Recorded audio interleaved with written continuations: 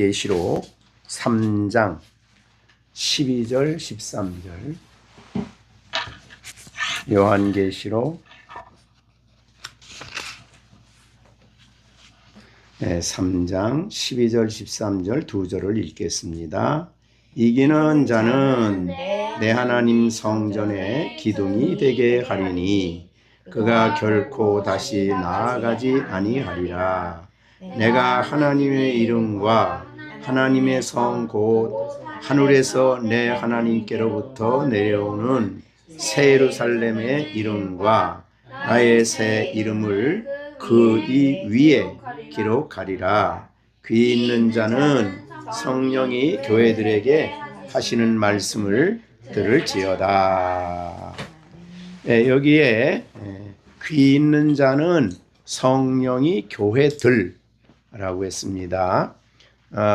빌라델비아 교회에 보내는 말씀이다 하고 우리가 7절에는 빌라델비아 교회를 말했지만 그러나 뒤에 가서 맨 끝에는 성령이 교회들에게 이렇게 한 것을 보면 언제나 빌라델비아 교회만 위하여 이 말한 것이 아니고 이 땅에 존재하는 모든 교회들에게 하시는 하나님의 말씀이다. 그렇게 여겨집니다.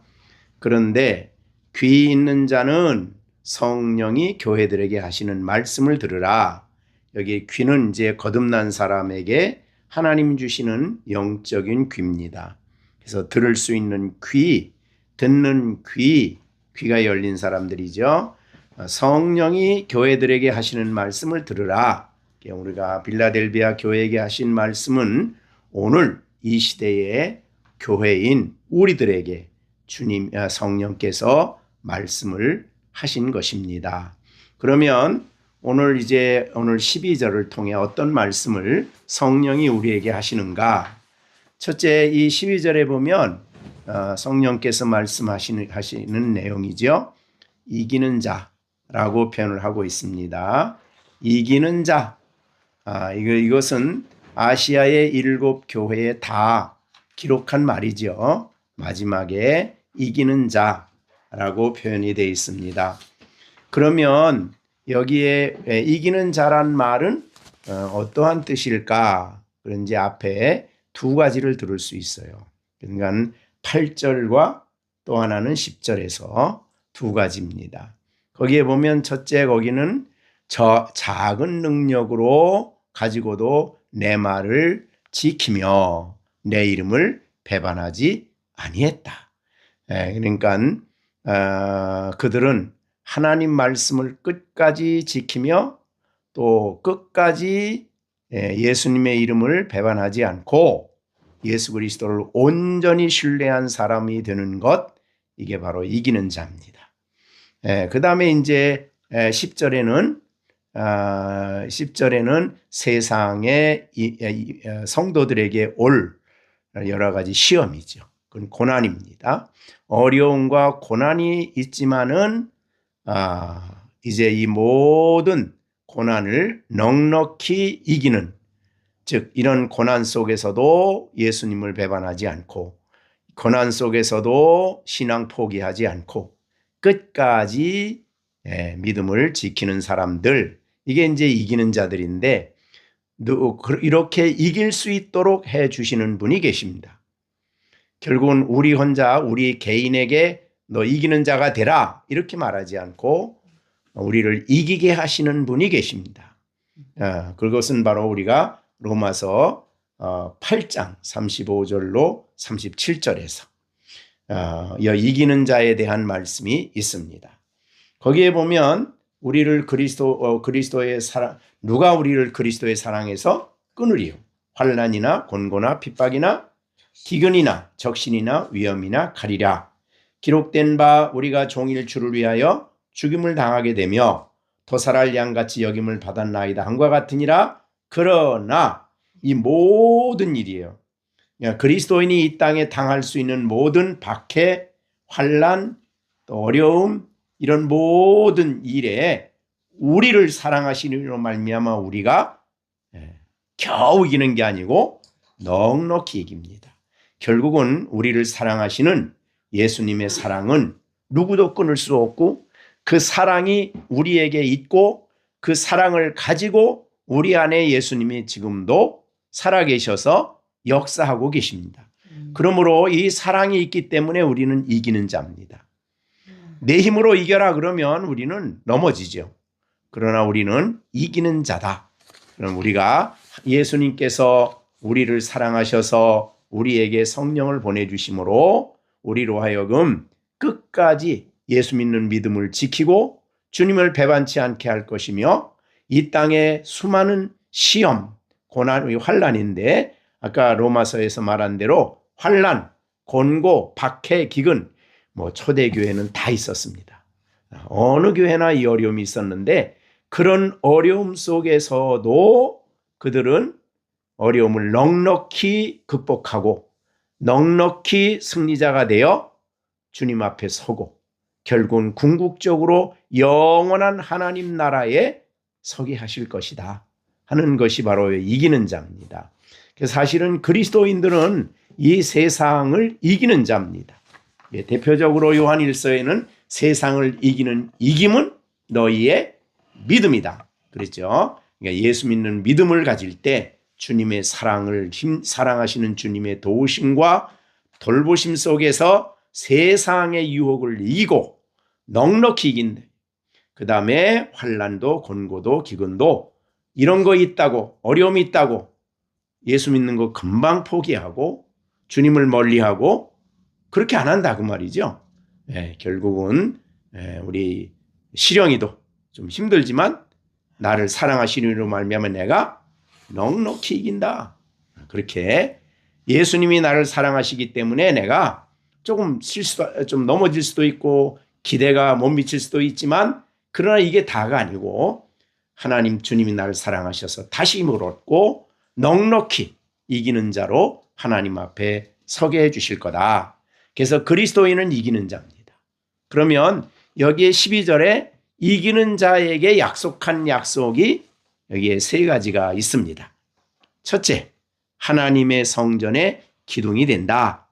그래서 그가 결코 다시 나가지 않는다. 결국은 교회의 기둥이기 때문에 교회 안 떠난다 이 말이죠. 교회를 벗어나지 않는다. 그러면 하나님의 성전은 이제 교회인데 기둥이 어떤 의미냐? 하나님이 쓰시는 중요한 역할을 하는 사람들이에요. 그러니까 우리는 하나님의 교회의 기둥이다 이렇게 볼 수 있죠. 결국은 믿음을 지키는 우리를 하나님의 성전인 교회의 기둥이 되게 하심으로 우리를 다시 결코 다시 교회를 떠나거나 주님을 멀리하거나 그러지 않고 하나님의 교회의 기둥같이 중요한 역할을 하게 하신다 그렇게 볼 수 있죠. 갈라디아서 2장 9절입니다. 거기에 해석이 나왔습니다. 또 기둥같이 여기는 야고보와 게바와 요한 또 내게 주신 은혜를 알므로 나와 바나바와 친교의 약수를 하였으니 그러니까 초대교회의 야고보 게바 요한은 기둥입니다. 교회의 기둥 같은 역할을 한 거예요. 그와 같이 하나님 이 땅에 하나님의 교회에 이기는 자를 하나님의 교회에 기둥같이 중요한 역할 하나님의 교회에서 복음을 위하여 하나님 나라를 위해서 중요한 역할을 하는 사람으로 하나님이 세우신다. 그런 말이죠. 우리가 물론 직장을 가질 수 있고 또 공부를 하는 학생으로서 공부하고 또 이제 직장 가겠죠. 직장을 가지겠죠. 또 이런저런 일을 할 수 있을 텐데 그러나 그것이 전부가 아니라 그 말이죠. 우리 중요한 것은 하나님이 이런저런 일에 우리를 준비시켜서 복음교회, 복음 하나님의 교회에 중요한 역할을 할 수 있는 사람으로 우리를 세우신다 하는 것이 이제 여기에 말씀이 되겠습니다. 그래서 하나님의 성전의 기둥이라는 표현을 썼습니다. 앞서간 신앙의 조상들, 선배들도 다 그와 같이 하나님의 교회에 기둥같이 쓰여진 일꾼들이 있고 그런 사람들은 다시는 어떤 어려움이 있어도 여기에 있는 대로 결코 다시 나가지 않아요. 교회를 떠나지 않고 교회 안에서 하나님의 나라를 위해서, 복음을 위해서 하나님 앞에 귀하게 쓰여진다. 우리 시령이도 그렇게 하나님이 기둥 같은 사람으로, 굉장히 귀하죠. 기둥 같은 사람으로 하나님의 교회에 준비시켜 쓰여지게 된다. 그 다음에 이제 디모데전서 3장 5절에도 여기 기둥이라는 말이 있습니다. 디모데전서 3장 15절, 만일 내가 지체하면 너로 하여금 하나님의 집에서 어떻게 행하여야 할지를 알게 하려 함이니, 이 집은 교회죠. 살아계신 하나님의 교회요, 진리의 기둥과 터다. 이렇게 됐습니다. 결국은 진리의 기둥이에요.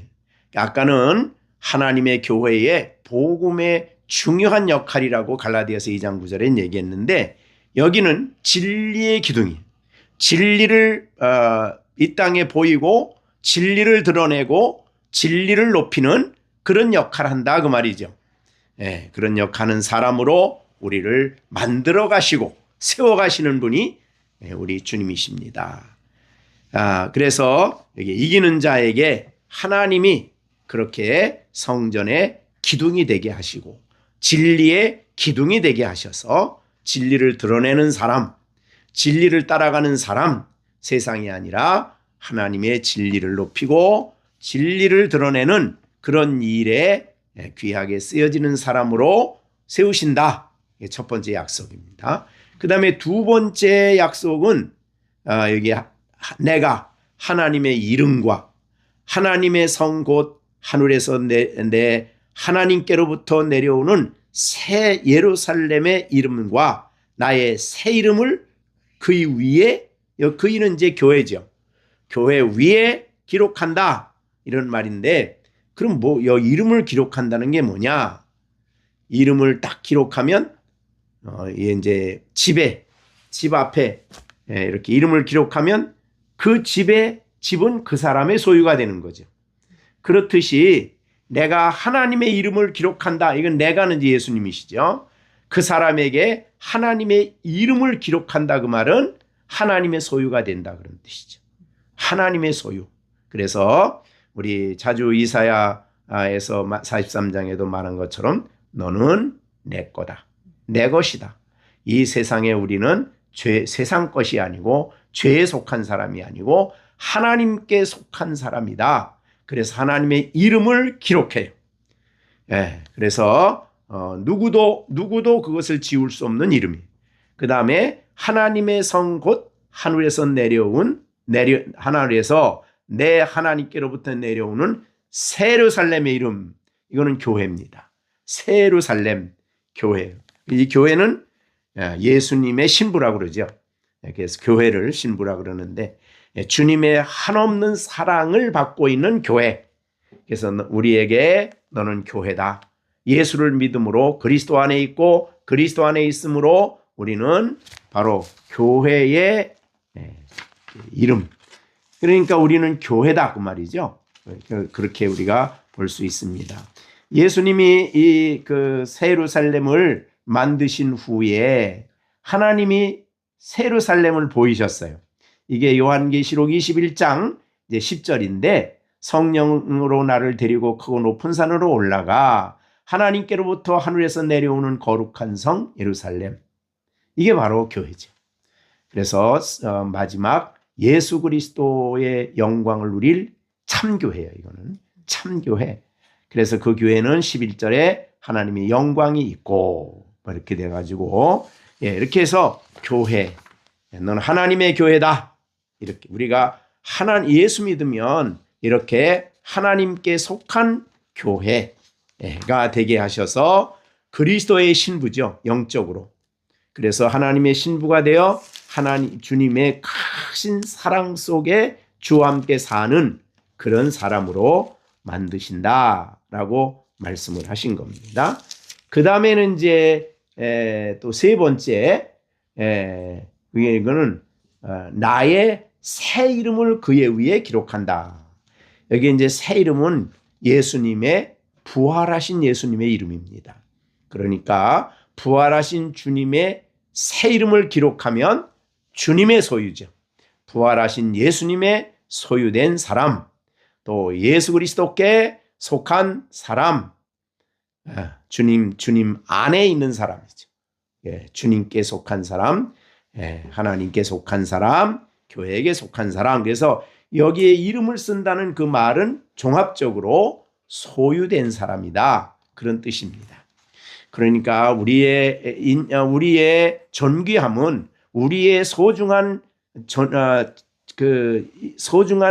우리의 모습은 내가 시험 100점 맞아서 100점짜리 사람이 아니고 또 70점 맞아서 70점 사람이 아니라 나는 하나님에 속한 사람이다. 나는 영광스러운 주님의 교회다. 나는 부활하신 예수님께 속한 사람이다. 이렇게 자기를 이해해야 된다. 내가 누구냐 할 때 예수님이 피로 값주고 산 바로 그 사람. 그래서 우리는 존귀하고 소중하다, 이렇게 여겨야 된다, 그 말이죠. 세상은 안 그러죠. 저 그리스도 밖에 있는 사람들은 너는 몇 점짜리, 너는 몇 점짜리 이거 가지고 싸우지만 그리스도인들은 그런 거가 아니고 진정한 나의 모습은 하나님께 속한, 그래서 하나님이 너는 내 것이다. 영광스러운 주님의 교회, 그리고 그리스도께서 부활하신 주님이 너는 내 거다 라고 여기는 나. 이것이 바로 이기는 자에게 주시는 약속이죠.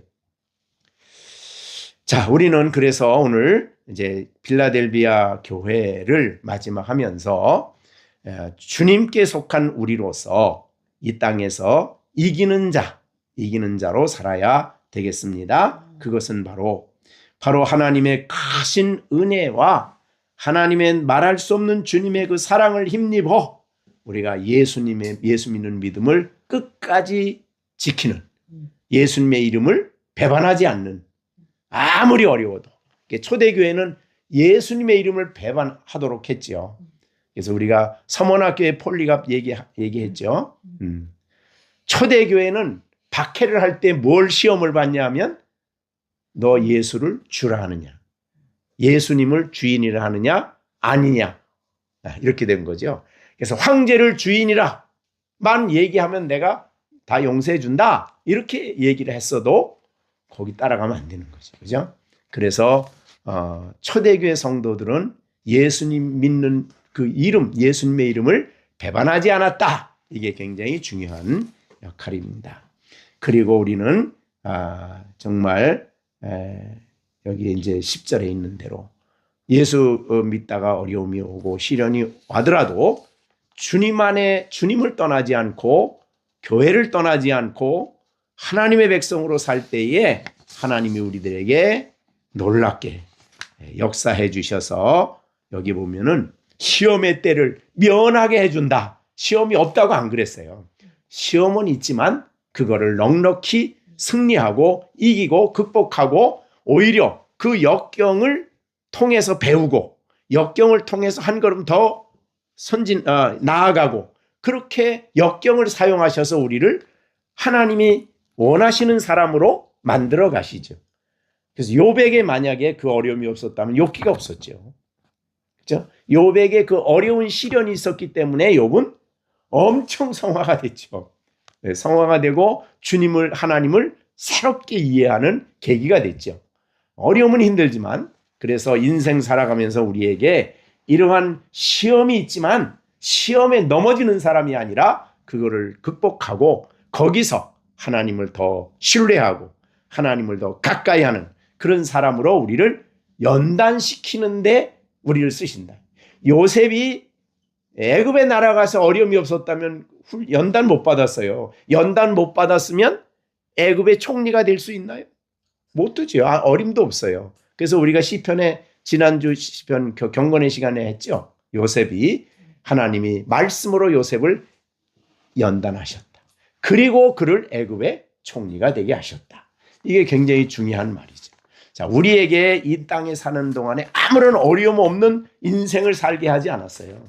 이런 어려움 저런 어려움, 그런 과정들이 하나님이 우리를 만들어 가시고 연단해 가시고 나를 겸손하게 하고 하나님께 기도하게 하고 하나님을 신뢰하게 하는 도구로 그걸 쓰신다, 그 말이죠. 그래서 시편 기자는 시편 119편에 뭐라 그랬냐면 고난당하는 것이 내게 유익이다. 유익이다. 이거 신앙인들만 할 수 있는 말이에요. 그 어려움을 내게 유익으로 바꾸는 거예요. 자, 우리 김시령이 오늘 다 맞았더라면 기분이 좋아가지고 야, 뭐 이러고 끝날 텐데, 어떻든 그런 힘든 일이 있어서 그게 나에게 유익이 되게 만들어야 돼. 아, 이렇게 해서 내가 돌아보고, 자기를 돌아보고, 나를 의지하지 않고 하나님께 더 기도하고 또 여러 가지 배우고, 그런 과정이에요. 이렇게 그런 것들을 쓰셔서 하나님은 우리를 더 하나님이 쓰실 수 있는 사람으로, 하나님의 성전의 기둥으로 우리를 만들어 가신다고 말이죠. 그것이 하나님의 놀라운 지혜예요. 그래서 신앙인들은 어려움이 없이 살게 하지 않아요. 어느 선한 아브라함도 마찬가지고 모든 신앙인들은 다 어려움을 겪었어요. 다윗도 그랬잖아요. 얼마나 어려움이 많았어요. 솔로몬이 실패자가 된 이유는 어려움 없이 컸어. 그래가지고 다윗이 너무너무 아들 이래가지고 그냥 어려움 없이 키워가지고 나중에 솔로몬이, 다윗은 노년에 그 실패 때문에, 그 넘어짐 때문에 다시는 거기 안 넘어졌지. 그래서 나이가 늙어가지고 아주 아름다운 처녀를 갖다 뒀어도 손도 안 댔어요. 손도. 그러니까 그게 하나의 교훈이었죠. 일평생 그게 교훈이었어요. 그러니까 신앙인들에게 와지는 실패와 넘어짐은 그걸 통해서 우리를 하나님이 만들어 가시는 거예요. 겸손하게 하고 주님을 바라보게 하고 신뢰하게 하고. 우리 김정렬 집사도 이 어려움을 내가 왜 이런 일 당했나 그러지 말고 그 과정을 하나님이 만드셔서 나를 더 기도하게 하고 주님을 만나게 하고 간절하게 하고, 그렇게 하나님이 우리를 만들어 가시는 거예요. 그래서 시편 기자 같이 고난당하는 것이 내게 정말 유익이다, 이 말을 할 수 있는 거예요. 그러니까 믿음이 없는 사람, 거듭나지 않은 사람 뭐라 그런지라, 야, 뭐 예수 믿어도 별것 없네, 뭐 예수 믿는데 왜 그렇게 어려움이 있어, 왜 내가 어려움 당해, 이렇게 말한다 이 말이죠.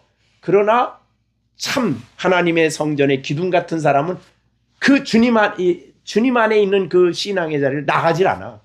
그 자리에 딱 서서 주님을 바라보고 믿음으로 살아간다. 그죠? 이것이 바로 여기에 이제 이기는 자예요. 여러분들은 이기는 자로 주 안에 살아가게 되기를 간절히 바랍니다. 김신영, 실망할 것이 아니라, 이걸 배우는 거야. 유명한 이 삼성재벌 누구죠? 지금 이재용인가? 그 사람이 그랬대잖아요. 거기에 이제 한 사람이 있는데 전문제 직원이 있는데 너무 큰 실수를 했어. 그러니까 이제 주위에 있는 임원들이 저런 사람은 내보내야 된다, 뭐 이렇게 얘기를 했어. 그랬더니 이재용이가 딱 오더니 무슨 소리 하냐, 1년 동안 휴가를 주고 준비시키고 난 다음에 더 높은 자리로 줘라, 이렇게 지시를 했어. 왜냐하면 이 사람의 이 실패는 누구도 경험할 수 없는 실패다. 이 실패를 통해서 배우는 거다. 실패가 재산이다.